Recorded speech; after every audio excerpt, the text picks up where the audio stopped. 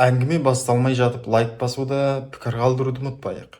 Және әңгімені соңына дейін тыңдайық. Әмиянымды ұмытып кетіп үйге қайта оралған едім. Жатым бөлмеден күйеуімнің сыбырлаған дауысын естідім. Мөлшерін біртіндеп көбейтеміз. Әйелім ештеңе сезбейді. Мен есікті ақырын жауып сыртқа шықтым.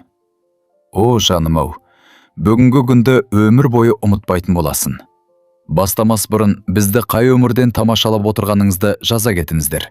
Бұл біз үшін өте маңызды. Осы бір ғибратты хикаяны тыңдап, рухани азық алуларыңызға тілектеспіз. Айбике жаңа демделген хош иісті кофенің иісінен оянды. Терезеден түскен таңғы күн сәулесіне көзін сығырайта қарап, бір сәт құлақ тұрды. Ас үйден табанын шыжылдаған дыбысымен жағында әуен естіледі. Мансұр өзінше бір әнді ыңылдап айтып жүр. Айбике күлімсіреп сағатқа қарады. 8 болған екен. Әдетте бұл уақытта күйеуі салқындап қалған шайын асығыс іше салып, жұмысқа қарай құстай ұшатын. Ал қазір ол таңғы ас дайындап жүр. Міне, 3-ші ай қатарынан осылай. Ол төсегінен тұрып шапанын жамылды да ас үйге беттеді. Мансұр үйде киетін жеңіл киіммен пештің қасында тұр. Табадағы асты араластырып қояды. Қадам дауысын естіп, ол жалт бұрылды да жүзі жайнап күліп жіберді. Қайырлы таң жаным. Отыр. Қазір бәрі дайын болады. Өзім жақсы көретін қызана қосылған жұмыртқа. Айбике күйеуіне жылы шыраймен қарап үстелге жайғасты. 52 жас. Мұндай сәттердің қадірін терең түсінетін шақ. 20 жылдық неке. Осы уақыттың көбін ол тыным таппай еңбек етумен өткізді. Кәсіп ашты. Бірінен соң бірі дәрханалар желісін құрды. Тауар жеткізушілермен және есеп-қисаппен алысты. Мансұр әрқашан қасында болғанымен көбіне тасада қалатын. Сауда компаниясында қызмет ететін, үйге кеш келетін, шаршап, үндемей отыратын. Кешкі астыда бөлек ішетін кездері көп еді. Мұндай романтикалық таңғы астар туралы армандамайтын да. Кенет осыдан 3 ай бұрын бәрі өзгерді. Бейне бір-біреу жарықты қосып жібергендей. Мә, ала ғой. Мансұр оның алдына алтындай құлпырған асты қойып, өзі де сусынмен қарсы алдына отырды. Мұнанда ішіп ал. Ол Айбикеге қарай бұлдыр түсті. Сұйықтығы бар стақанды жылжытты. Бұл не? Айбике күмәндана иіскеп көрді. Шөптің басы, түймедақ, жалбыз, аздап дәрілік жөке қосылған. Жүйке жүйесіне өте пайдалы. Соңғы кездері ұйқының бұзылып жүргенін білесің ғой. Айбике басын изеді. Шынымен де ұйқысы нашарлап кеткен еді. Әрен ұйықтап, таңертең белі үзіліп, ауыр жүк тасқандай сезіммен оянатын. Жасы келгендіктен бе, әлде жиналған шаршау ма, кім білсін. Рахмет қымбаттым, деді ол, стақандағы сусынды ұрттап. Дәмі аздап ащы болса да, ішуге болады. Мансұр риза, кейіппен басын изеп, өз сусынына көшті. Айбике асын ішіп отырып, күйеуіне ұрлана қарады. 48 жас, самайын ақ шалған, көз қиығында сәл әжіндері бар. Қарапайым орта жастағы ер адам. Ерекше ештеңесі жоқ, бірақ ол өзгерген. Бұл қамқорлық, шынайы көңіл бөлу. Бұрын оның ауырып немесе өзін жайсыз сезініп жүргенін апталап байқамайтын, ал қазір дәрумендермен шөп шайларын дайындап бәйік болып жүреді. Бүгін жұмысың көп пе? Деп сұрады ол. Әдеттегідей, орталық дәріханаға соғуым керек. Жаңа серіктеспен кездесу бар. Сосын есепшіге барам. Кешке кеш келетін шығарын. Мансұр қабағын тиді. Айбике, өзіңе тым көп жүк артып жүрген жоқсың ба? Мүмкін басқарушы жалдайтын уақыт келген шығар. Немесе ол сәл кідіріп, мүлде бизнесті сату туралы ойланбайсың ба? Айбике таңдана қабағын көтерді. Сату? Неге кенеттен? Өзіңе қараш. Үнемі шаршап жүресің, ашушансың, ұйқың нашар. Денсаулық темір емес қой. Мүмкін демалатын кез келген шығар. Өмір бойы еңбек еттік. Енді өз рахатымыз үшін өмір сүріп, қажылыққа барып, саяхатқа шықсақ болады. Ол орнынан тұрып әйелінің артына келіп, иығынан ақырын уқалай бастады. Сенің қалай қажып жүргеніңді көріп жүрмін. Маған сенің амандығын маңызды, Айбике. Өзіңді күткенімді қалайым. Айбике көзін жұмып, рахаттана дем алды. Мансұр соңғы рет қашан оған иық уқалап беріп еді. Кем дегенде 10 жыл бұрын, бәлкім одан да көп. Ойланып көрем, деп күбірледі ол. Бірақ қазір емес. Демалысқа шығуға әлі ерте. Жарайды. Ол әйелінің басынан сипап, маңдайынан іскеді. Ең бастысы, өзімді қинама, және дәрумендерімді ішуді ұмытпа. Үстелдің үстіне дайындап қалдырдым. Онымшы жылыт сала берді. Шынайы отбасылық бақыт деген осы шығар. Кешігіп келсе де ақыры жетті-ау. Жұмыс күні ауыр басталды. Серіктеспен кездесу ұзаққа созылды. Жаңа бағалар, жеңілдіктер, тауар жеткізу шарттары. Айбике құжаттарды мұқият зерттеп, белгілер қойып, саудаласып отырды. 20 жылдық тәжірибесі оны кез келген ұсынысты бірден қабылдамауға және келісім шарттағы ұсақ әріптерді де қалт жібермеуге үйреткен. Түске таман басы мен-зең болды. Ол кестедегі сандарға зейін қоюға тырысып, самайын уқалады. Бірақ жазылар көз алдында бұлдырақ кетті. Ол орнынан тұрып, кабинет ішінде жүрмек болды. Кенет басы айналып, бөлме теңсеріп кеткендей болған соң, Айбике орындықтың арқалығына жабыса кетті. «Бәтима!» деп дәрхана меңгерушісін шақырды. Кабинетке елулер шамасындағы жүзі жылы толықша келген әйел кірді. «Не болды, Айбике?» «Маған су әкелші, өтініш. Мүмкін жүрекке дәрі керек шығар». Бәтима оған алаңдай қарады. «Өңім қашып кетіпті ғой. Мүмкін үйге қайтарсың, әлде дәрігер шақырайын ба?» Жоқ, бәр жақсы. Тек шаршадым. Қазір су ішсем басылады». Бәтима бір стақан сумен шөт тұнбасына келді. Айбике суды ішіп, қайтадан орындығына жайғасты. Басының айналғаны басылғанмен, миы ман болып, бірнеше күн қатарынан ұйықтамағандай күйде қалды. «Айбике, расымен бәрі дұрыс па?» Бәтима уайымдап, оған тесіле қарап тұрып қалды. «Иә, бір апта болды осылай. Бірде басым айналады, бірде ұйқы қысады. Жасым келгендіктен шығар». «Қайдағы жас?» Бәтима қолын сілтеді. 52 жас.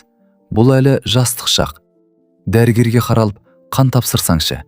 Бәлкім қан қысымың ойнап тұрған шығар, немесе қанындағы қант мөлшері өзгерген болар. Міндетті түрде баран, уақыт табылса. Бірақ уақыт жоқ еді. Кәсібі үнемі қадағалауды талап ететін. Қаланың әр түкпіріндегі 3 дәріхана.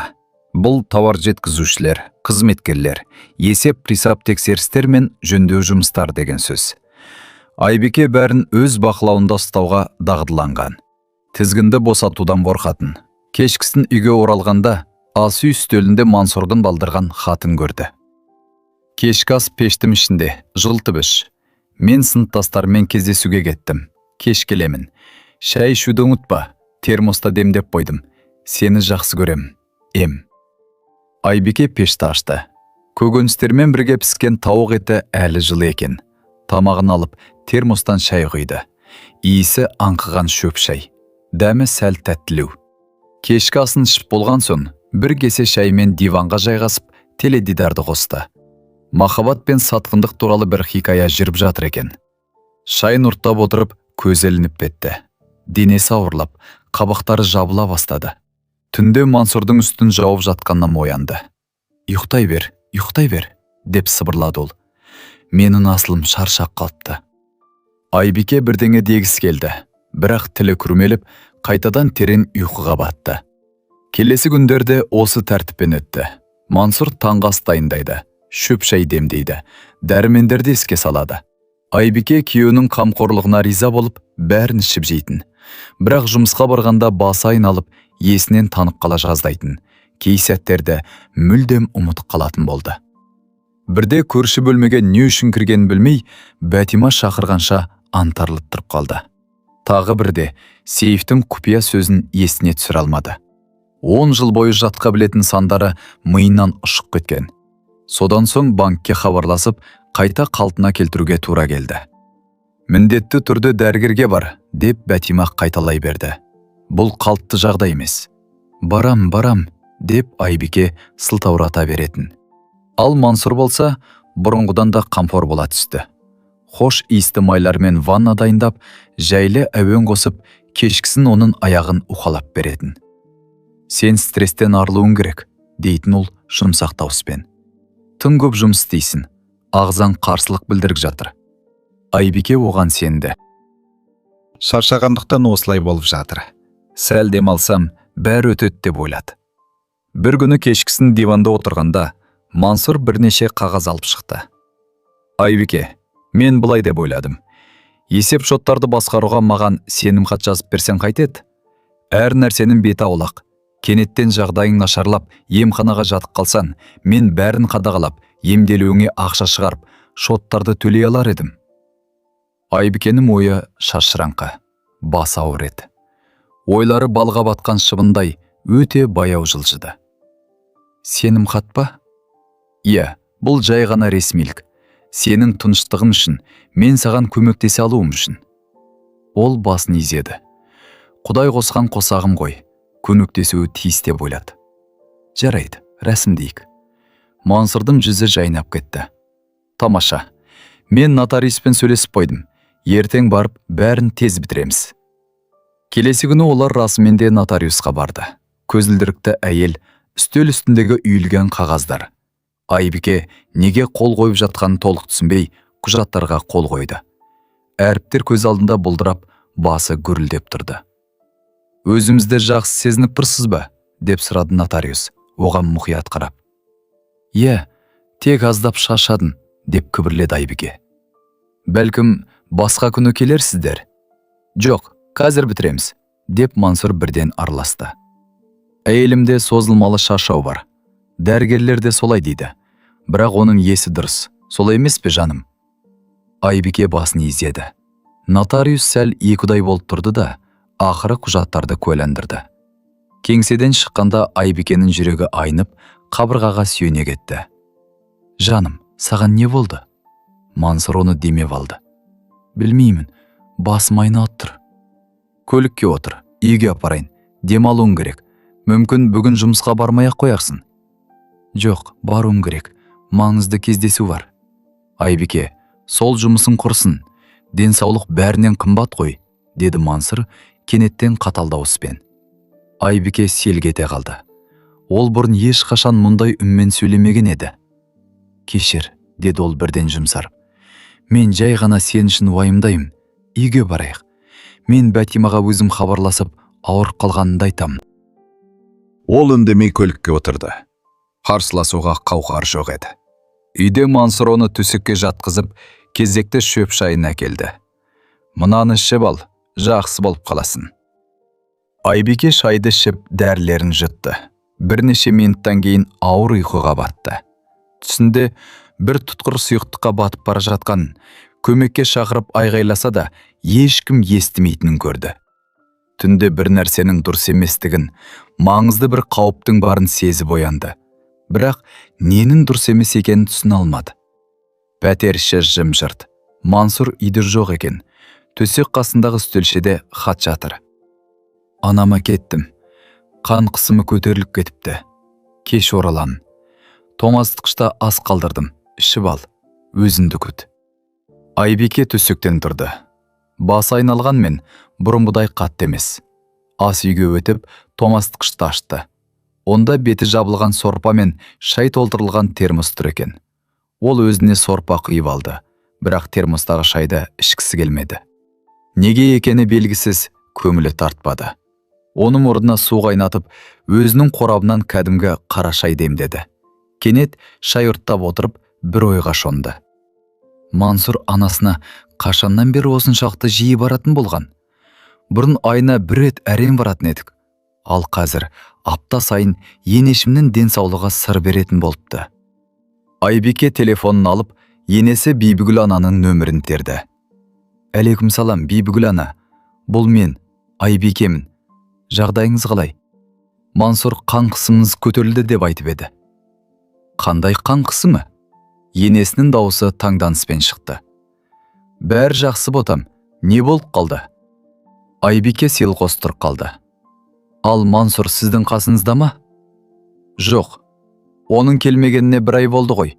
Бірдеңе болды ма, Айбике жан? Жоқ, бәрі дұрыс. Мен бірдеңені шатастырып алған боларын. Мазаңызды алғаныма кешірім өтінем. Ол телефонды өшіріп, Ұзақ уақыт бір нүктеге қарап отырды. Демек, Мансұр өтірік айтқан. Не үшін? Ол шын мәнінде қайда кетті? Соңғы аптада көкейінде жиналған мазасыздық кенеттен өткір күдікке айналды. Егер бәрі мен ойлағандай болмаса ше? Мансұрдың бұл қамқорлығы махаббат емес, басқа бірдеңе болса ше? Айбике орнынан тұрып үйді аралады. Жатын бөлмеге, жұмыс бөлмесіне көз салды. Бәрі әдеттегідей, бірақ жүрегіндегі үрей басылмай қойды. Ол ас үйге қайта келіп, Мансұр қалдырған термостағы шайға қарады. Алып иіскеп көрді. Кәдімгі шөптің иісі. Күдікті ештеңе сезілмейді. Бірақ ішкі түйсігі ішпе деп айғайлап тұрғандай. Айбике шайды қол жуғышқа төгіп тастап, қайтадан үстелге отырды. Ұзақ уақыттан бері алғаш рет оның басы анық істей бастады. Ол жан-жақты жүйелі ойлай алды. Ойланған сайын сұрақтар көбейе берді. Неліктен оның жағдайы Мансұр таңғы ас дайындап шөп шай бере бастағанда нашарлады? Неге ол бизнесті сатуды соншалықты талап етті? Неліктен сенім хатты дәл қазір рәсімдеді? Ол тізе үсті компьютерін алып, банктік есепшоттарын тексерді. Кіру қиынға соқты. Құпия сөзді есіне түсіре алмай, қысқа хабарлама арқылы қалпына келтіруге тура келді. Ақыры кірген кезде соңғы жасалған амалдарды көзімен шолқ шықты. Бәрі дұрыс сияқты. Күнделікті шығындар, аударымдар. Бірақ мынау не? Осыдан 2 апта бұрын белгісіз бір есепшотқа үлкен сома аударылды. 600 мың теңге. Кеңес беру қызметі деген белгімен. Айбике қабағын түйді.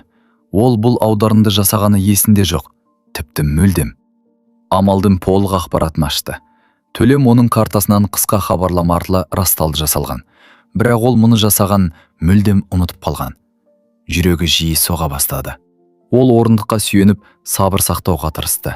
Бірдеңе өте дұрыс емес еді. Сәрсенбі күні жұмыс өте көп болды. Таңертең Айбике бас ауырып оянды. Түні бойы дөңбекшіп, кешегі тапқан дерегін ойлап көз ілмеді. 600 мың теңге. Түсініксіз аударым. Енесі туралы өтірік. Мұның бәрі ол қорқып жүрген сұмдық бейнені құраттырғандай. Мансұр түн ортасы ауа оралды. Оның ақырын шешініп, төсекке жатқанын естіді. Таңертең ол әдеттегідей өзін жайбарақат ұстады. Таңғы әзірлеп, шөп шай демдеп, оның алдына бұлдыр сұйықтықты қойды. Қайырлы таң жаным. Қалай ұйықтадың? Жақсы деп өтірік айтты Айбике стақанға қарап. Оны қолына алып, ерніне апарды да ішкен сыққанына қойды.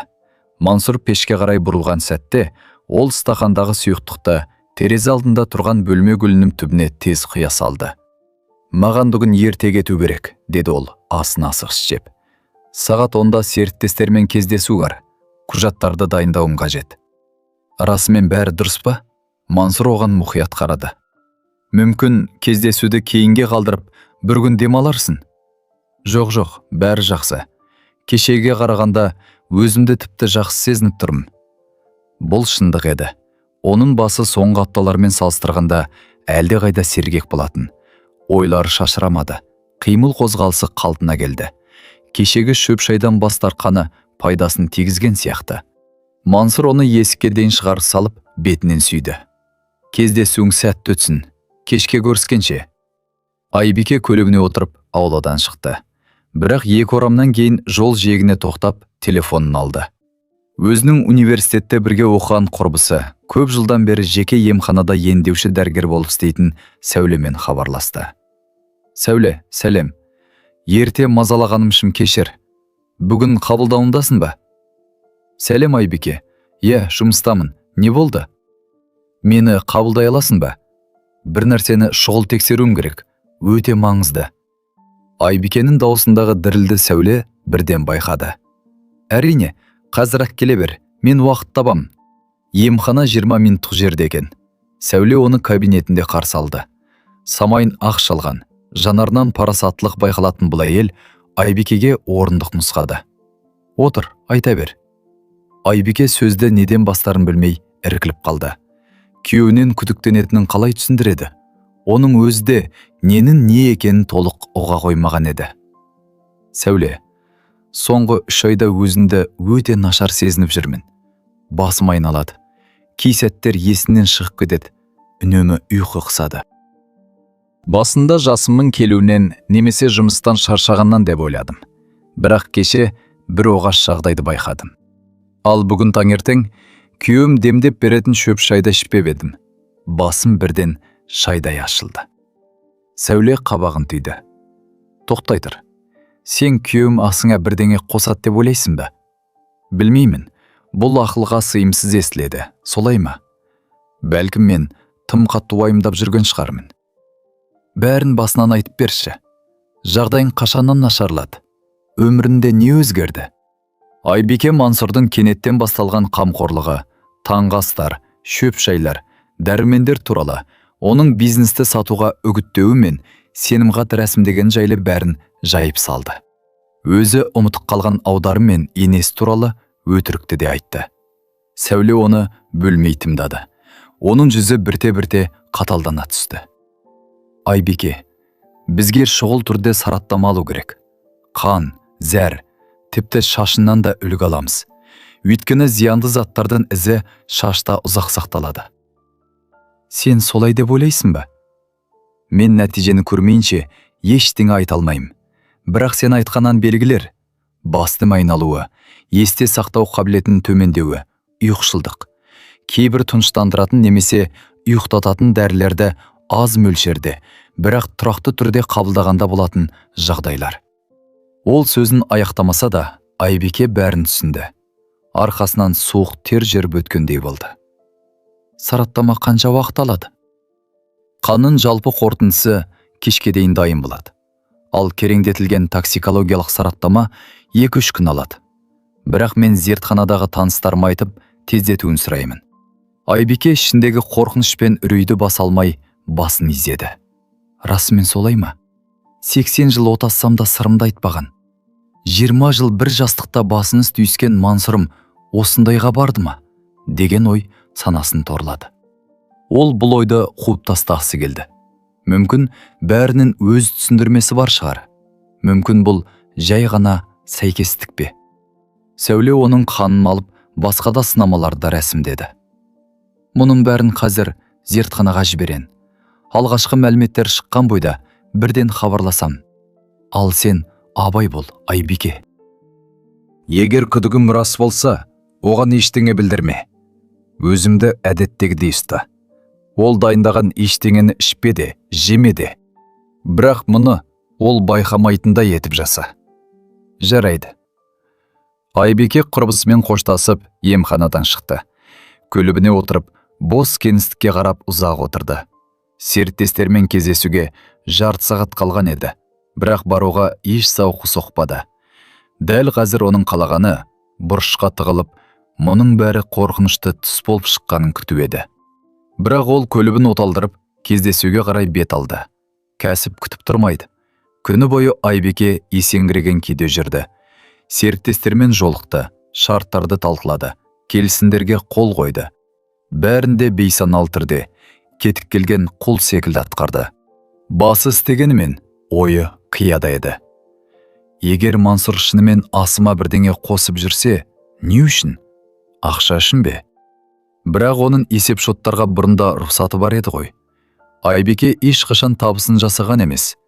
Күйеуі оның төлем карталарының құпия сөздерін білетін. Рас, үлкен сомадағы қаражат Айбикенің жеке шоттарында болатын. Оған Мансұрдың қол жетпейтін. Осы уақытқа дейін. Сенімхат. Қап, ол оған сенімхат беріп қойды ғой. Енді ол Айбикенің бүкіл ақшасына иелік ете алады. Бойын үрей билей бастады. Бірақ ол өзін сабырға шақырды. Үрейге бой алдырмау керек. Суық ақылмен ойлану қажет. Кешкі сағат 5 шамасында Сәуле хабарласты. Айбике, алғашқы қорытындылар келді. Қазір қайдасың? Жұмыстан. Не шықты? Қанымнан бензодиазепиндердің ізі табылды. Бұл ұйықтататын және тыныштандыратын дәрілер тобы. Сонымен қатар аз мөлшерде жүйке жүйесін тежейтін күшті препараттар бар. Айбике, саған мұны біреу тұрақты түрде беріп отырған. Дүние астан-кестең болды. Айбике жүрегі айнып, үстелдің шетіне жабыса кетті. Сенімдісің бе? Әбден, мөлшері аз, бірақ мұны бірнеше ай бойы күнделікті қабылдаса, дәл сен сипаттаған белгілер пайда болады. Айбике, сен дереу тәртіп сақшыларына баруың керек. Маған ойлану керек. Кез ойлан және абай бол. Өте абай бол. Айбике телефонды өшіріп, ұзақ уақыт қозғалмай отырды. Демек бұл шындық. Мансұр оны ұлап жүр. Баяу, жоспарлы түрде, асқан шеберлікпен. Не үшін? Ол банкты қолданбаны ашып, соңғы малдарды қайта қарап шықты. Әлгі 600 мың теңгеден бөлек, тағы бірнеше күдікті төлемдер бар екен. 120 мың, 180 мың теңге көлеміндегі ұсақ сомалар, кеңес беру, қызмет көрсету, техникалық қолдау деген сылтаулармен аударылған. Жиып келгенде 1,8 миллион теңгеге жуықтапты. Айбике бұл төлемдердің бірде-бірін жасағаны есінде жоқ. Ол терең ойға батты. Әрекет ету керек. Бірақ қалай? Тәртіп сақшыларына барып не дейді? Күйеуім маған таңғы ас дайындап, қамқорлық танытып жүр. Мені улап жатыр деп күдіктенемін демек пе? Олар мұны отбасылық жанжал деп менсінбеуі мүмкін. Күшті айғақтар керек. Салмақты дәлелдер. Ол телефоннан дыбыс жазғыш құрылғысы сатып алатын жер іздеді. Жақын маңдағы техника дүкенін тауып, жарты сағаттан кейін оның сөмкесінде дауысқа сезімтал 2 кішкентай дыбыс жазғыш жатты. Кешкісін Айбике үйге әдеттегіден кеш оралды. Мансұр оны табалдырықтан қарсы алды. Қайда болдың? Уайындадым. Қоңыралма жауап бермедің. Кешір. Телефонын дыбыссыз режимде қалыпты. Жұмыс бастан асады. Өлердей шаршадым. Ол бөлмеге өтіп аяқ киімін шешті. Мансұр соңынан қалмады. Кешкі ас дайындап қойдым. Өзім жақсы көретін бәліш. Шай да дайын. Рахмет жаным. Қазір барам. Ол жуынатын бөлмеге кіріп, есікті ішінен іліп алды. Сөмкесінен дыбыс жазғыштарды шығарып, екеуінде қосты. Біреуін ілгіште тұрған шапанның қалтасына салды. Екіншісін сөредегі мақта дискілері салынған қораттың түбіне жасырды. Ол жерден жатын бөлмедегі дыбыстар жақсы естілетін. Ас үйге оралды. Мансұр оның алдына бәліш пен буы бұрқыраған шайды қойды. Суық қалмай тұрғанда жеп ал. Айбике бәліштен дәм татты. Дәнді. Ешқандай бөтен дәм сезілмейді.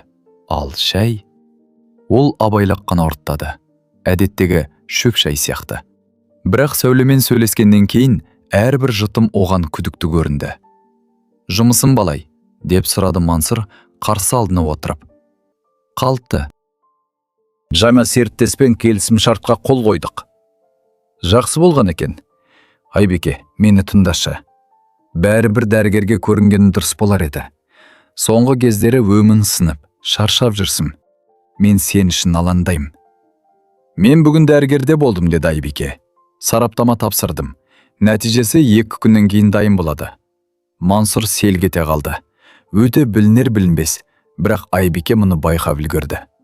Қандай сараптама? Жай ғана қанның жалпы және биохимиялық талдауы. Дәрігер шаршағаннан немесе дәрімен жетіспегеннен болуы мүмкін деді. Бірақ тексерген артық етпес. Солай ма? Дұрыс екен. Денсаулықты күту керек. Ол орнынан тұрып қол жуғышқа қарай бұрылып, ыдыс жууға кірісті. Айбике оның арқасына қарап отырып, бұл адамды мүлдем танымайтынын түсінді. 20 жыл бірге тұрып, оның неге қабілетті екенін білмегеніне таң қалды. Шайдың жартысын ішкенсіп, ол орнынан тұрды. Мен барып жатайын, басым ауырып тұр. Демал асылым. Жатын бөлмеде Айбике киімін шешпестен төсекке жатты. Құлақ тұрды. Мансұр ас үйде ыдыстарды сылдырлатып жүрді. Көп ұзамай оның телефонын алып, біреуге қоңырау шалғанын естіді. Дауысы бәсең шыққанмен, жұқа қабырғаның ар жағынан бәрі дерлік естіліп тұрды. Дархан, бұл мен. Бізде мәселе туындады. Ол бүгін сараптама тапсыртты. Өзі барыпты. Дәрігер кеңес берді дейді. Нәтижесі не көрсететінін білмеймін, бірақ бұл жақсы емес. Жоқ, тыңдашы. Мүмкін жылдамдату керек шығар. Сенім хат қолымда, есеп шоттарға жол ашық. Түсінемін, бірақ сараптама бірдеңені әшкерлесе, жарайды. Ертең жолығып талқылайық. Баяғы жерде. Айбике демін ішіне тартып, қозғалмай жата берді. Дархан сыбайласы. демек Мансұр жалғыз емес. Жүрегі соққылап, дүрсілі бүкіл пәтерге естілетіндей көрінді. Бірақ ол ұйықтап жатқан адам кейпін бұзбады. Біраз уақыттан кейін Мансұр жатын бөлмеге сығалап барады да, есікті ақырын жауып, қонақ бөлмеге кетті. Айбике оның келе дидарды қосқанын күтіп, ақырын орнынан тұрды. Жуынатын бөлмеге өтіп, шапанның қалтасындағы дыбыс жазғышты алды да, жазбаны тыңдады. Мансұрдың дауысы анық естілді. Бархан, бұл мен. Жылдамдату керек шығар. Міне, бірінші айғақ. Айбике құрығыны өшіріп қайта жасырды. Ертең Мансұр әлгі Дарханмен кездеспек. Сол кездесуді де жазып алу керек. Бірақ қалай? Оның соңынан ере алмайды ғой. Әлде ере ала ма? Бейсенбінің таңында Айбике күйеуінен ерте оянды. Ақырын киініп, компьютері салынған сөмкесін алып үйден ұшып шықты. Дала әлі қараңғы. Қала жаңа оянып жатыр екен. Ол көлігіне отырып, ауладан шыға берістегі көрінетін көрші көшеге барып тоқтады. Ыңғайланып отырып, термостан кофе құйып алды да күте бастады. Сағат 8:30-да кіреберістен Мансұр шықты. Көлігіне отырып, ауладан ұзап кетті. Айбике бірнеше секунд күтіп, оның соңынан қашықтықты сақтай отырып ілесті. Ол жұмысқа баратын жаққа емес, қаланың шетіне қарай бет алды. 20 минуттан кейін шеткер жердегі кішігірім дәмхананың жанына тоқтап ішке кірді. Айбике көлігін сәл алысқа қойды. Біраз уақыттан кейін дәмханаға тағы бір көлік тоқтады. Одан 45 жас шамасындағы, толықша, төбесінде шашы аз, ашық түсті күрте киген ер адам шықты. Ол жан-жағына қарап алып ішке беттеді. Айбике телефонын алып, дәмхана терезесіне жақын барды. Мансұр мен әлгі бейтаныс адам бұрыштағы үстелде отырып, қызу әңгімелесіп жатты. Ол сөздерін ести алмаса да, жүздерін көріп тұрды. Мансұр мазасыз көрінді. Қолын сермеп сөйлеп жатты. Бейтаныс адам қойын дәптеріне бірдеңелерді түртіп алды. Айбике оларды терезеден суретке түсіріп алды. Сапасы нашар болса да, жүздерін тануға болады. Біраз күткеннен кейін Мансұр мен серігі сыртқа шығып қол алысты да екі жаққа кетті. Айбике бейтаныс адамның көлік нөмірін жаттап алып, бірден іздеу жүйесіне салды. Пайдалы ештеңе шықпады, бірақ нөмір қолында. Бұл да бір дерек. Үйге оралған соң жатын бөлмеде қалдырған дыбыс жазғышты тексерді. Мансұрдың басқа ешкіммен сөйлескені жазылмады, бірақ ол бөлме ішінде ары-бері жүріп, өз-өзімен сөйлескен екен. Бәрі жоспар бойынша болмай жатыр. Ерте қимылдау керек еді, бірақ ештеңе етпес, әлде кеш емес. Айбике барлық жазбаларды ғаламтордағы бұлтты қоймаға сақтап, көшірмесін жад картасына, флешкаға көшірді. Айғақтар жиналып жатыр. Енді Дарханның кім екенін және олардың нақты не жоспарлап отырғанын білу керек. Ол өзінің кәсібін 10 жылдан бері қорғап келе жатқан заңгері Бақытжан Омарұлына қоңырау шалды. Сенімді, көпті көрген әрі Айбике толық сенетін адам, заңгер Бақытжан Омарұлы оны кеңсесінде күтіп алды. Сәлеметсіз бе, Бақытжан аға? Маған сіздің көмегіңіз өте шол керек. Бүгін жолға аламыз ба? Сәлеметсің бе, Айбике шырағым? Әрине, бірдеңе болып қалды ма? Барлығын жолыққанда айтам. Бұл өте нәзік мәселе. Олар бір сағаттан кейін заңгердің кеңсесінде жолықты. Айбике өзімен бірге барлық материалдарды, дәрігерлік сараптамаларды, банктік үзінділерді, фотосуреттер мен дыбыс жазғыштарды ала келді. Ол заңгердің алдына бәрін жайып салып, оқиғаны басынан аяғына дейін баяндап берді. Бақытжан аға тыңдап отырып, қабағын түйе түсті. Айбике, бұл өте күрделі жағдай. Егер күдігіміз расталса, бұл аса ірі мөлшердегі алаяқтыққа оқталу және денсаулыққа қасақана ауыр зиян келтіру қылмысы. Енді не істеуім керек? Тәртіп сақшыларына арыз түсіру қажет, бірақ алдымен барынша көп айғақ жинаймыз. Дыбыс жазбалары мен дәрігерлік қорытынды өте жақсы негіз. Енді мына Дарханның кім екенін және оның бұл істегі рөлін анықтауымыз керек. Оны қалай білеміз? Менің бір таныс жеке ізгесушім бар, бұрынғы жедел уәкіл, өте сенімді жігіт. Ол көлік нөмірі арқылы бәрін анықтап береді. Қажет болса сомына түседі. Дайынсың ба? Айбике нық сеніммен басын изеді. Бақытжан аға телефон соғып, кездесу белгіледі. Жарты сағаттан кейін кеңсеге 50 жастар шамасындағы самайын ақ шалған, жанары өткір, сағындық есімді адам келді. Айбике оғанда бәрін айтып, суреттерді көрсетті. Нөмірді 2 сағаттың ішінде тексерем, деді ізгесуші. Кім екенін анықтаған соң ары қарай көреміз. Кешкісін сағындықтан есеп келді. Көлік. Асылжан Бауыржанұлы есімді 46 жастағы азаматқа тіркелген. Ол Шипа атты жеке аурулары емханасында басқарушы болып істейді екен. Бұрын сотталмаған, бірақ бұл емхананың адамдарды заңсыз емдеуге жатқызу туралы бірнеше даулы істерге қатысы бары анықталды. Айбике бұл хабарды оқығанда денесі түршігіп кетті. Жүйке аурулар емханасы. Енді бәрі түсінікті болды. Мансұр тек ақшаны ұрлағысы келмеген. Ол Айбикені жынды қылып, емханаға қамап тастағысы келген. Ол Бақытжан ағаның бөлмесінде отырып, ізгесушінің қағаздарын қайта-қайта оқыды. Көз алдындағы әріптер ашу мен қорқыныштан бұлдырап кетті. Демек, жоспары мынау. Бақытжан аға құжаттарды үстел үстіне реттеп қойды. Күйеуім саған жүйке жүйесін зақымдайтын, есте сақтау қабілетін төмендететін дәрілерді әдейі беріп отырған. Сосын ол қамқор жар болып, сені өзінің сыбайласы істейтін емханаға апарады. Ондағы мамандар саған жалған диагноз қойып, сені әрекетке қабілетсіз деп таниды. Ал содан кейін, деді Айбике дауысы дірілдеп. Ол менің бүкіл мүлкіме иелік етеді. Кәсібімді, үйімді сатып ақшаны жымқырады. Ал мені емханада қамап, дәрмен есеңгіретіп ұстайды. Ресми диагноз болған соң ештеңе дәлелдей алмаймын. Дәл солай, деді заңгер. Бұл үлкен сомадағы мүлікке қол жеткізгісі келетіндердің арасында жиі кездесетін сұмдық тәсіл. Айбике терезеге жақындады. Сыртта қара күздің жаңбыры сіркіреп тұр. Көшедегі адамдар өз шаруаларымен асығып барады.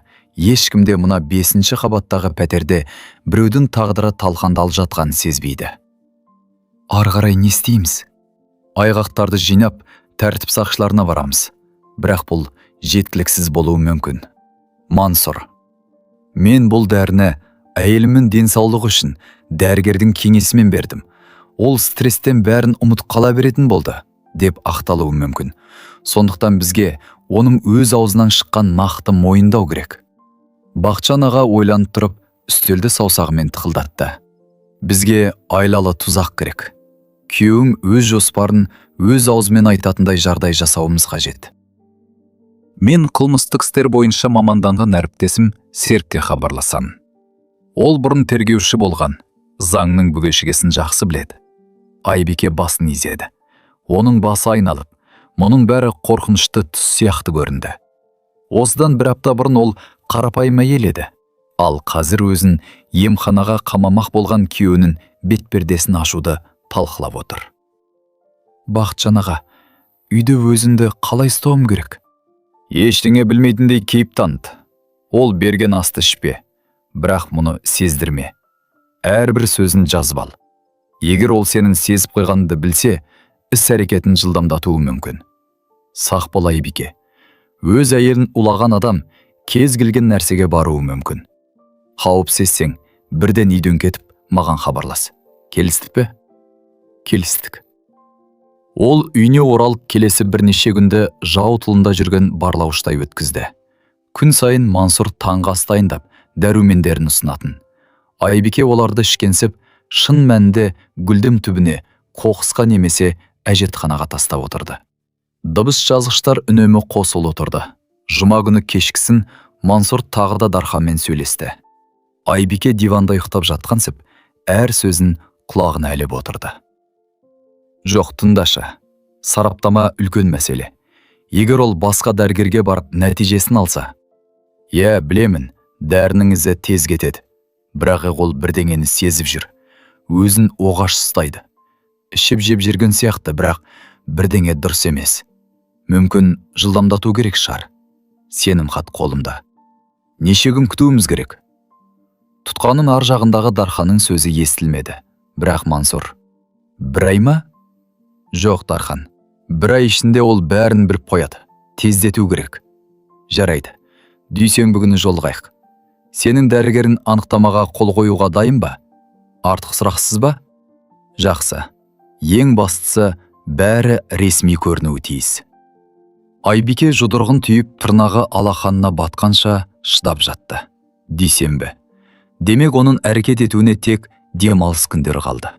Мансұр бөлмесіне кеткенде ол жуынатын бөлмеге кіріп Бақытжан ағаға хабарласты. Кешіріңіз, кеш болса да айтайын, жаңа жазба бар. Олар дүйсенбі күні бәрін аяқтамақшы.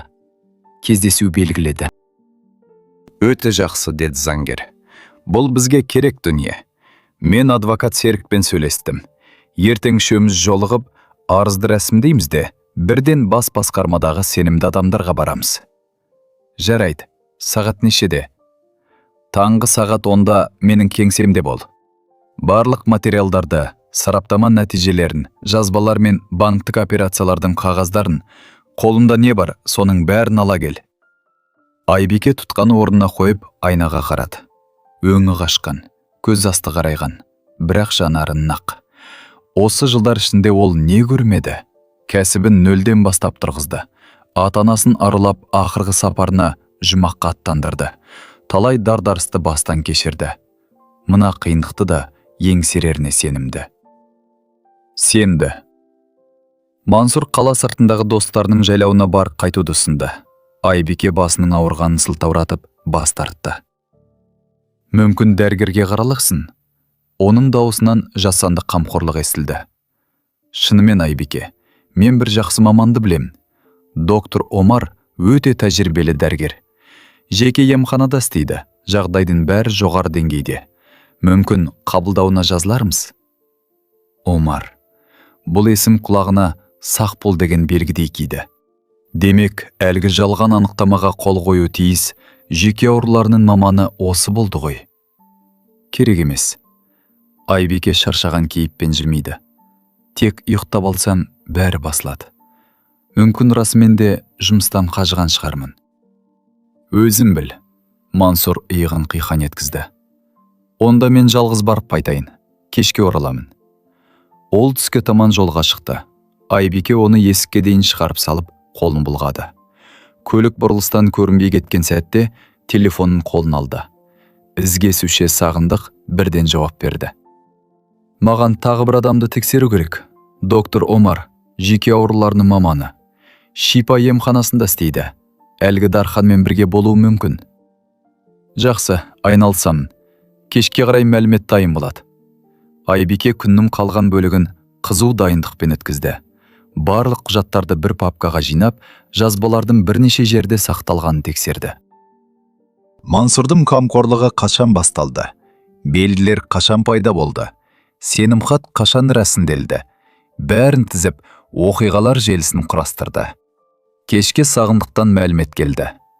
Омар дәрігер, 53 жаста.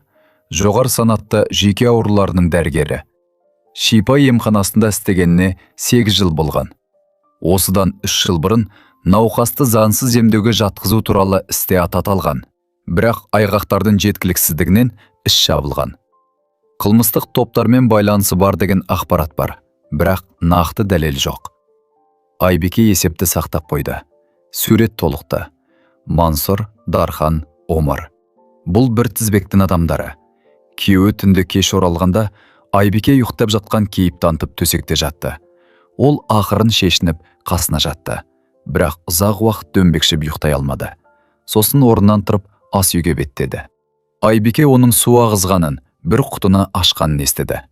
Ол ақырын тұрып, есіктің саңлауынан сығалады. Мансұр үстел басында тұрып, стақандағы суға бір-ақ түсті ұнтақты салып жатыр екен. Ұнтақ ергенше қасықпен араластырды да, қасына аздап тағам қойып, табақшаға салды. Айбике тез арада орнына жатып көзін жұмды. 1 минуттан соң Мансұр бөлмеге кірді. Айбике, ояусың ба? Деп сыбырлады ол. Әйелі жауап бермеді. Бір қалыпты дем алды. Әттең, деп күбірледі ол. Түнде ішіп жейтін бірдеңе дайындап едім. Мейлі, үстелдің үстіне қалдырайын, оянып кетсең ішерсің. Ол табақшаны қойып жатып қалды. Жарты сағаттан соң оның қорлы естілді. Айбике көзін ашып ақырын тұрды да, стақанды ас үйге алып шықты. Ішіндегі сұйықтықты алдын ала дайындап қойған, беті бұрап жабылатын құтыға құйып алды. Бұл тағы бір бұлтартпас айғақ болмақ. Ал стақанға кәдімгі таза су құйып орнына қойды. Құтыны сөмкесіне жасырды. Жексенбі күні таңертең ол Мансұрға түнде суды ішкенін және оның қамқорлығына өте риза екенін айтты. Оның жүзі жайнап кетті. Өзіңе көңіл бөле бастағаныңа қуаныштымын. Бүгін демал, ешқайда шықпа. Түскі асты өзін дайындаймын. Айбике басын изеді. Ал түстен кейін Мансұр теледидар алдында ұйықтап қалғанда, ол үйден ақырын шығып, зертханаға тартты. Құтыдағы сұйықтықты сараптамаға беріп, шұғыл токсикологиялық сынақ жасауды сұрады. Нәтижесі дүйсенбі күні кешке дайын болатынын айтты. Дүйсенбі күні аспан сұрланып, жаңбыр сіркіреп атты. Айбике ерте тұрып, ресми қара киімін киді. Бетін аздап қана әрледі. Мансұр таңғала қарады. Қайда жиналдың? Сатып алушылармен кездесуің керек. Дәріханалардың бірін сатып алғысы келеді. Мүмкін расымен де сататын кез келген шығар. Сен денсаулықты ойлау керек дедің ғой. Мансұрдың жүзі нұрланып кетті. Расымен бе, Айбике? Бұл өте дұрыс шешім. Сатасында еш уайымсыз, тыныш өмір сүреміз. Егер керек болса, құжаттарды рәсімдеуге көмектесемін. Рахмет жаным, ойланып көрейін. Ол күйеуінің бетінен сүйіп үйден шықты. Көлігіне отырып, Бақытжан Омарұлына тартты. Кеңседе оларды қорғаушы Серік күтіп отыр екен. Ол барлық материалдарды мұқият зерттеп, жазбаларды тыңдап, дәрігерлік қорытындыларды оқып шықты. Іс өте салмақты, деді ол ақыры. Бізде нақты ниет бар. Үлкен сомадағы ақша. Тәсіл бар. Жүйке ауруын қолдан жасау үшін жүйелі түрде улау. Сыбайластар бар. Дархан мен Омар.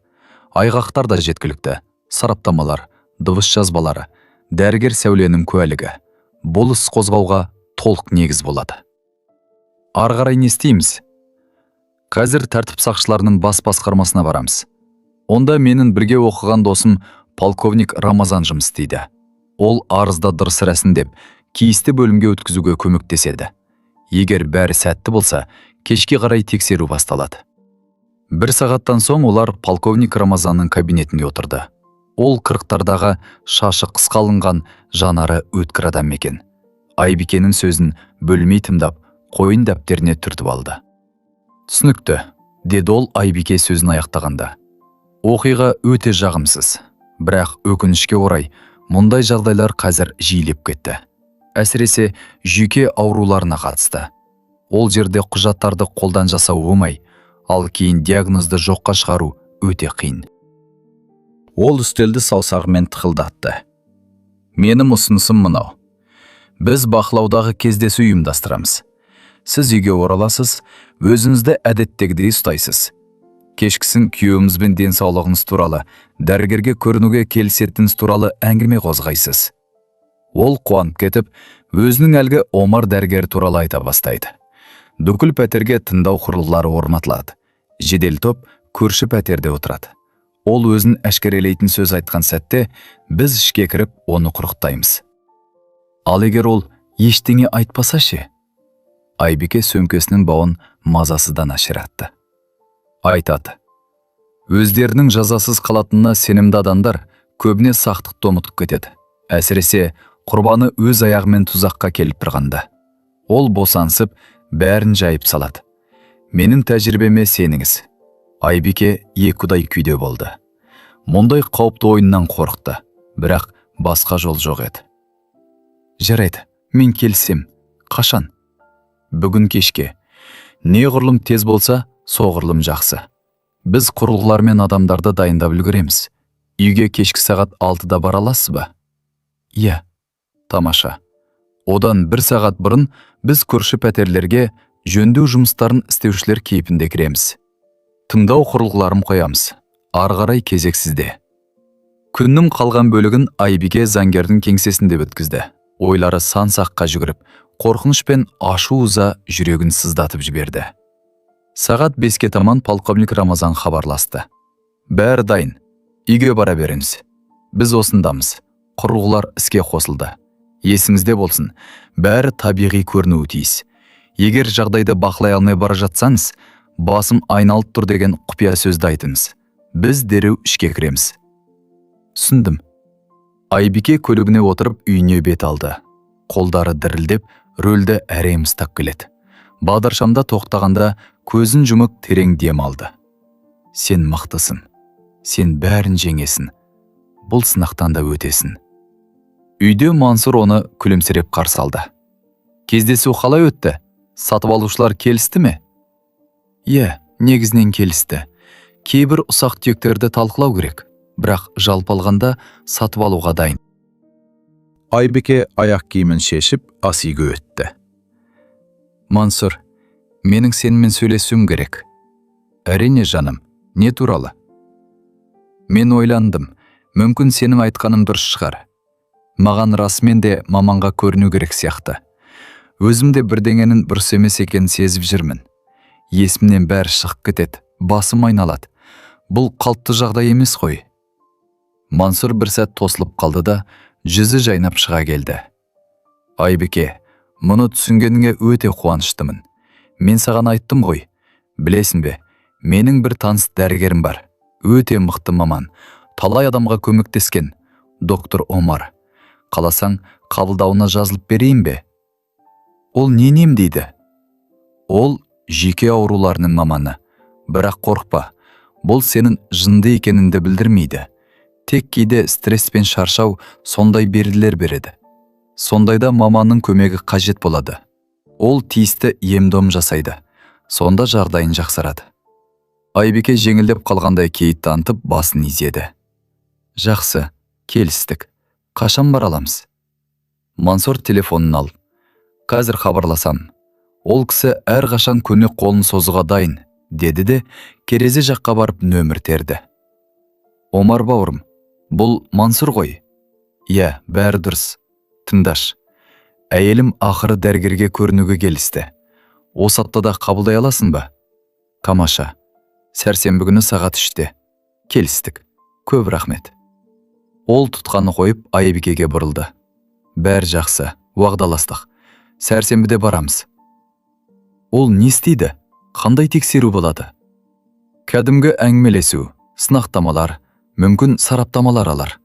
Қорқатын ештеңе жоқ. Ең бастысы, нақты диагноз қойылып, емінді аласын. Мансұр жақындап оны құшағын алды. Сен үшін қатты уайымдадым, Айбике. Ақыры шешім қабылдағаныңа сондай қуаныштымын. Айбике оның құшағында тұрып, бойы мұздақ кеткенін сезді. Оны құшақтап, жылы сөздер айтып тұрған мына адам, оны жүйке аурулары емханасына қамап тастауды жоспарлап, енді құрбанының өз аяғымен тұзаққа келе жатқанына мәз болып тұр. Мансұр, айтшы, егер шынымен жағдайым ауыр болса ше? Егер жүйке ауруына шалдыққан болсам ше? Оның несі қорқынышты? Бәрі де енделеді. Омар дәрігер нағыз кәсіби маман. Оның емханасы өте жақсы. Бәрі жоғары деңгейде. Егер тексерілу үшін жату керек болса, жатасын. Бәрін өзім реттеймін, қамқорлығыма аламын. Ештеңеге алаңдама. Ал кәсібімше, дәріханалар не болады? Айбике жан, менде сенім хат бар ғой. Бәрін өзім атқарамын. Қажет болса сатамын. Ақшаны есеп шотыңа саламын. Сен тек емделіп, жазылып шықсаң болды. Қалған мен ойластырам. Айбике одан сәл алшақтап көзіне тіке қарады. Сен сондай қамқорсың. Соңғайларда мүлдем басқадан болып кеткен дейсің. Мансұр күлімсіреді. Мен тек сені жоғалтып ала жаздағанды түсіндім. Жұмыс, күйбен тірлікте бір-бірімізді ұмытып кетіппіз. Ал өмір қысқа, Айбике. Барынды бағалай білу керек. Жақындарына қамқор болу басты парызымыз. Оның дауысы сондай шынайы шықты. Егер Айбике шындықты білмегенде, әр сөзіне иланар еді. Дәл осы сәтте есік қоңырау соғылды. Мансұр қабағын түйді. Бұл кім болды екен?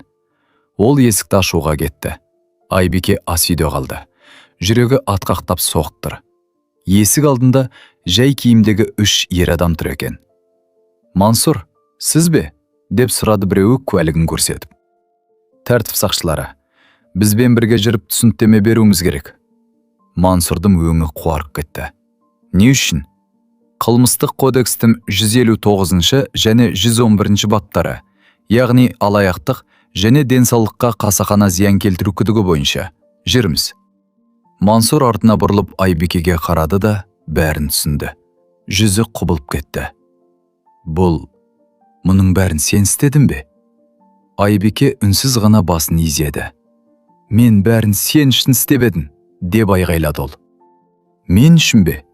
Айбикенің дауысы ақырын шықса да нық еді. Сен мені 3 ай бойы улап келдің. Мені ессіз қылып, емханаға жауып, 20 жыл бойы тер төгіп тұрғызған кәсібіңді тартып алмақ болдың. Осыны сен мен үшін істеген қамқорлық дейсің бе?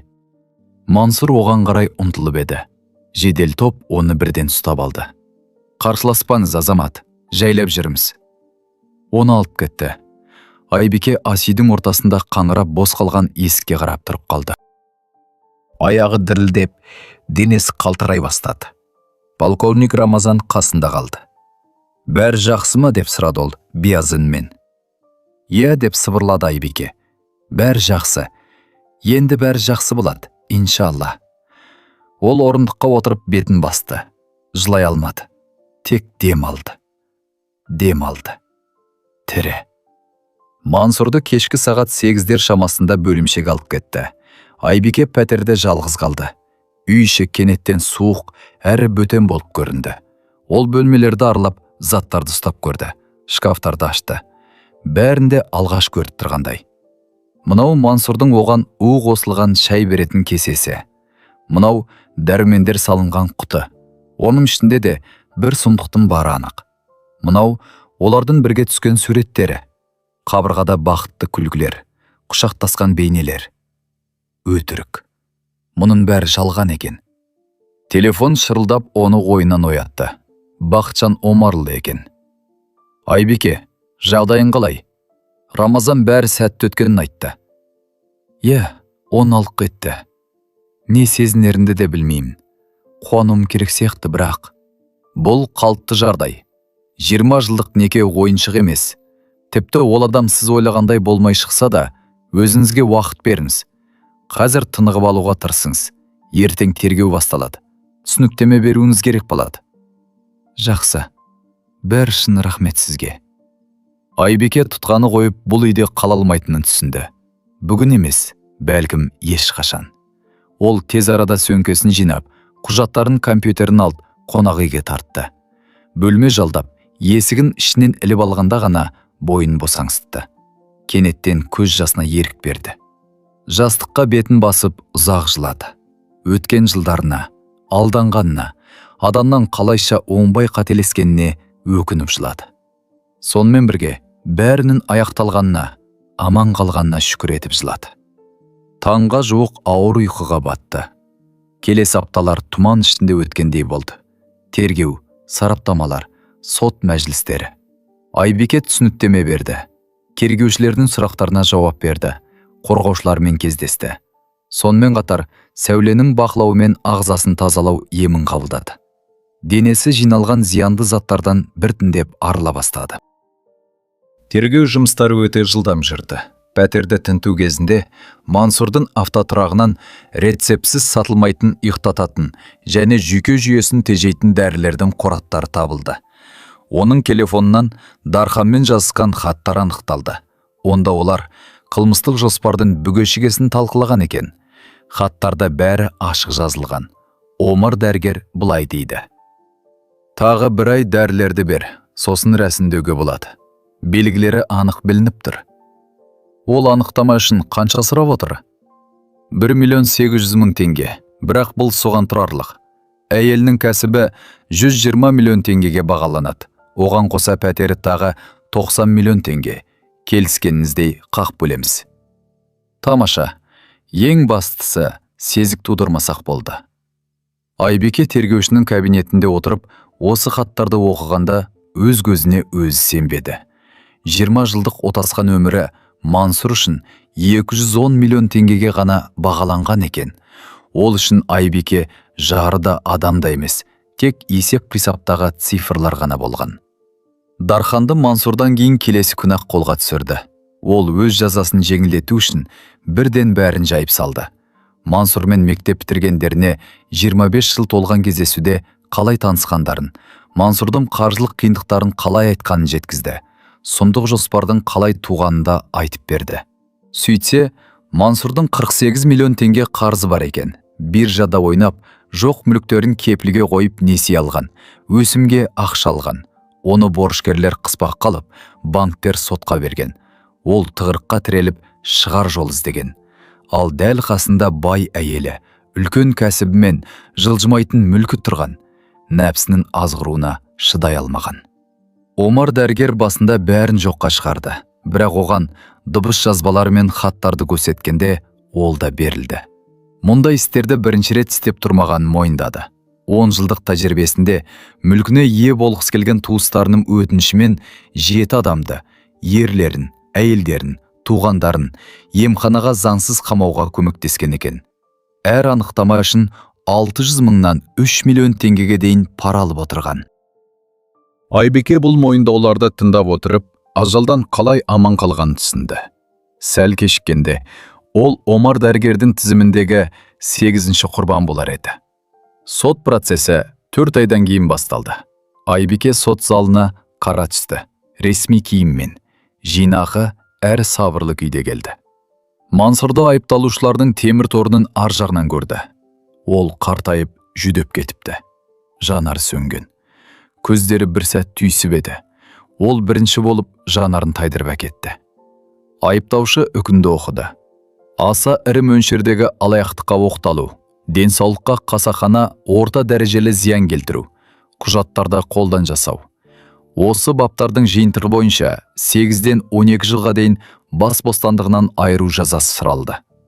Мансұрдың қорғаушысы оның қаржылық тығырыққа тіреліп, есеңгіреген күйде болғанын, әйеліне шындап зиян келтіргісі келмегенін, істегеніне өкінетінін айтып, жазаны жеңілдетуге тырысты. Бірақ айғақтар бұлтартпас еді. Сараптамалар, жазбалар, хаттар мен куәгерлердің сөзі бәрін дәлелдеп берді. Айбикені түсініктеме беруге шақырғанда, ол мінберге жақындады.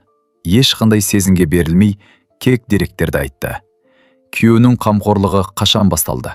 Қандай белгілер пайда болды? Шындықты қалай білдім және не істедім? Айтыңызшы, жәбірленуші, деп сұрады айыптаушы. Қазір айыпталушыға деген көзқарасыңыз қандай? Айбике Мансұрға қарады. Ешқандай. 20 жыл бойы таныған адамым шын мәнінде болмаған екен.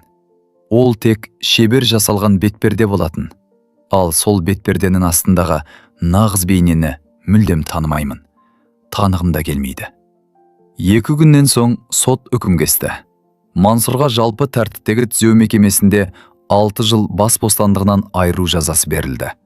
Сондай-ақ оның мүлкі тәркіленіп, бостандыққа шыққаннан кейін де Айбикеге 50 метрден жақын келуіне тыйым салынды.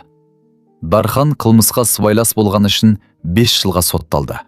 Омар дәрігерге 4 жыл шартты түрде жаза кесіліп, медициналық қызметпен айналысу құқығынан өмір бойына айырылды.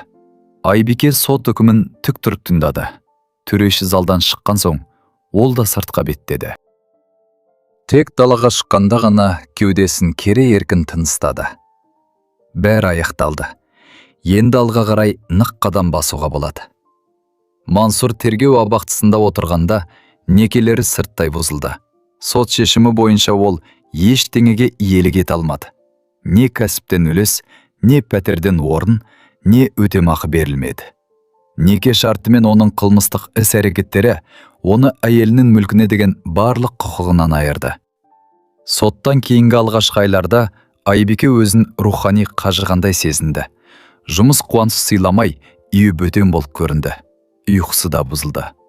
Сәуле оның психологиялық көмек алуын талап етті. Айбике, сенің бойында жарақаттан кейінгі күйзеліс бар. Мұндай ауыр сынақтан өткен соң, бұл қалыпты жағдай. Бірақ мұнымен жұмыс істеу керек. Әйтпесе өткен күннің тұтқынында қалып қоясың. Айбике психолог маманға бара бастады. Аптасына бір рет жайлы бөлмеде отырып, өз қорқыныштарын, адамдарға сенуден қалғанын, тіпті қарапайым тұрмыстық жағдайлардан қауіп күтетінін жайып салатын. Бірте-бірте, өте баяу болса да, көңіліндегі ауырлық сейіле бастады. Соттан жарты жыл өткен соң, ол дәріханаларының бірін сатты. Бұл басқарылмағандықтан емес, өмірінде басқа бір маңызды іспен айналысқысы келгендіктен жасалған қадам еді. Түскен қаражатқа екінші мүмкіндік атты қайырымдылық қорын ашты. Қор отбасылық зорлық-зомбылық пен туыстары тарапынан алаяқтыққа тап болған әйелдерге көмектесуге бағытталды. Ол заңгерлер мен психологтарды жұмысқа алып, шұғыл байланыс желісін құрды. Алғашқы 1 жылда кек өз ынтасымен жұмыс істеді. Кейіннен қорға демеушілер мен қайырымды жандардан көмек келе бастады. Айбикеге тағдыры ұқсас әйелдер көп келетін. Залым күйеулерден, алаяқ туыстардан, айлакер серіктестерден жапа шеккендер. Ол оларды тыңдап, заңдық көмек тауып беретін. Психологтармен жолықтырып, кейде жай ғана құшақтап, «Сен мұны жеңесің, мен жеңдім, сенің де қолыңнан келеді», деп жігерлендіретін. 1 жылдан соң пәтерінде сатты. Онда мұңды естеліктер түн көп еді. Жаңа ауданнан 2 бөлмелі, кең әрі жарық пәтер сатып алды. Үйін ашық түстермен жөндеп, жаңа жиһаздар қойды. Алтын есімді лабрадор тұқымда ит асырап алды. Ол жұмыстан келгенде Айбикені қуана өріп, құйрығын бұлғандатып қарсы алатын. Тіршілік біртіндеп өз арнасына түсті. Жаңа таныстар, жаңа қызығушылықтар пайда болды. Айбике сурет салу курсына жазылып, жүзуге барып, демалыс күндері шағын саяхаттарға шыға бастады. Бірде Бақытжан оны кешкі асқа шақырды. Жай ғана достық ниетпен деп нақтылады ол. Жағдайында білгін келбеді. Талай қиындықты бірге еңсердік қой. Олар шағын дәмханада жолығып, жұмыс, қор және өмір туралы әңгімелесті. Бақытжан өз заңгерлік тәжірибесінен қызықты оқиғалар айтып берді. Айбике шын жүректен күліп отырып, өзінің жеңілдеп қалғанын сезді. Қорқынышсыз, үрейсіз, тек жайлылық. «Білесің бе?» деді ол сусынын ұрттап. «Саған алғысым шексіз. Егер сен болмасаң, мұның немен аяқталарын білмеймін». «Сен өзіңді өзің құтқардың», деді Бақытжан. «Мен тек құжаттарды дұрыс рәсімдеуге көмектестім. Ал әрекет етуге бел буған, қорықпай айғақ жинаған сенсің». «Солай да шығар. Бірақ сенсіз бұл жол әлде қайда ауыр болар еді». Дәмханадан шыққан соң Бақытжан оны көлігіне дейін шығарып салды. «Мүмкін тағы да осылай жолығармыз?» деп сұрады ол. «Бүгінгі кеш мен үшін өте жағымды болды». Айбике күлімсіреп, «Маған да ұнады. Міндетті түрде қайталайық», деді. Бұл бірден басталған махаббат емес еді. Жай ғана жылы достық қарым-қатынас біртіндеп терең сезімге ұласты. Олар аптасына 1 рет, кейін жиірек кездесе бастады. Театрға барып, қаланы аралады, тауға шықты. Бақытжан сабырлы еді. Оны асықтырмады, қыспақ қалмады. Айбикенің қайтадан сенуді үйрену үшін уақыт керектігін түсінді. 1,5 жылдан соң олар ресми түрде кездесе бастады. Тағы 1 жылдан кейін бір шаңырақ астында тұруға бел буды. Мансұр тұтқындалғаннан бері 3 жыл өтті. Айбике өз қорының кабинетінде отырып, көмек сұраған кезекті арыздарды қарап жатты. Терезеден көктемнің шуақты күні көрінеді. Үстелдегі құмырада Бақытжан сыйлаған қызғалдақтар тұр. Телефон шылдады. Бейтаныс нөмір. «Алло, Айбике ханым. Біз деректі фильм түсірушілер топ едік. Отбасылық қаржылық зорлық-зомбылық туралы фильмдер топтамасын жасап жатырмыз. Сіздің оқиғаңыз сот материалдары арқылы елге мәлім болды. Сұхбат беруге келісесіз бе?» Айбике ойланып қалды.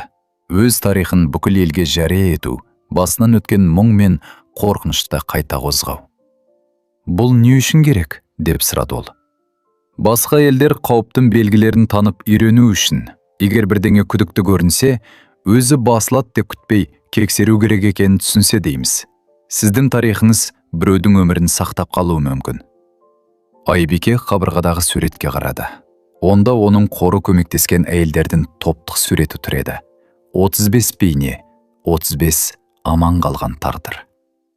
«Жақсы, мен келісемін».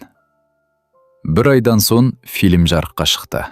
Айбике өз оқиғасын артық эмоциясыз, бірақ бүкпесіз ашық айтып берді. Дәрігерлік құжаттарды, дыбыс жазбаларын көрсетіп, тергеудің рұқсатымен айғақтарды қалай жинағанын баяндады. Фильмді 2 миллионнан астам адам тамашалады. Қордың жедел желісіне қоңыраулар ағылып келді. Әйелдер өздерінің ұқсас хикаяларын айтып, көмек сұрап, күдіктерімен бөлісті.